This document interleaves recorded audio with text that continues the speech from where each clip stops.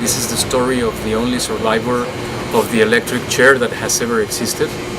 We made a wonderful movie. I mean, it's a psychological thriller.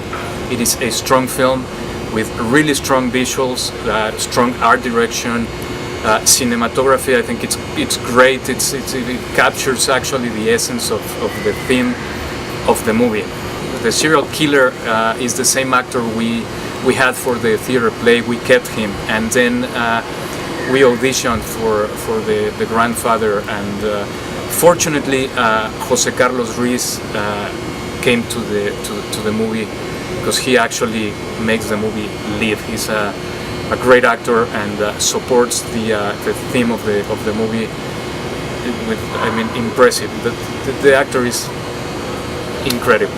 The film is definitely has to do a lot with me. It belongs to my subconscious, and as I mentioned before, every time I see the movie, I see a lot of parts of myself in the screen.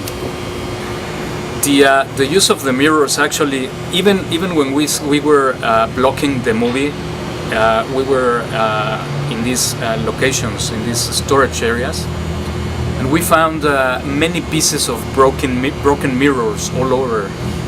So we started actually rehearsing with the mirrors as just part of the rehearsal.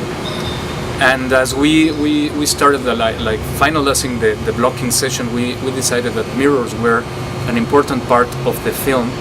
So, being the story of a psychopath, I think that mirrors are an important part of the movie, because of what I mentioned. This is a psychopath that used mirrors to try to find himself, maybe, along the story.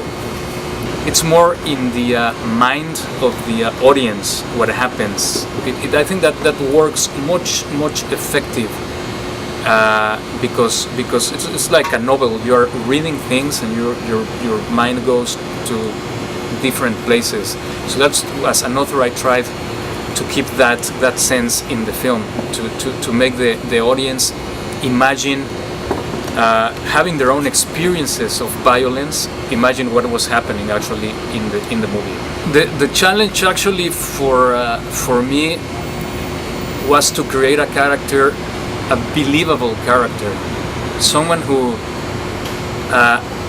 again, in the name of God, was killing people that were emotionally hurt.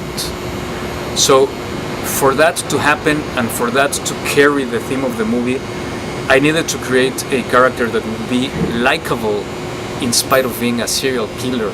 And that's actually, I think it reflects very well in the movie. If we create a guy who is hated by the audience, I think that the end result of the movie would be different. You need a guy, the word is compassion, a guy who kills with compassion, if that makes any sense. And I think in the movie you can see that happen. It makes him burst, you know. It makes him rage and go after his grandfather, because the main character is in a desperate need to kill the grandfather, because in his mind the grandfather killed his son. He uses the same hat, the same suit, the same tie to start killing. So pretty much he's representing his grandfather as a killer, because that's what he learned when he was a little boy.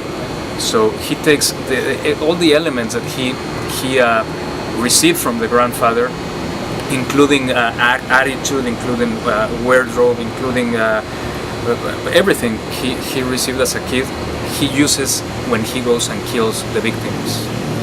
This movie is so powerful in that sense, because I'm talking about something I really know, and nobody told me about it.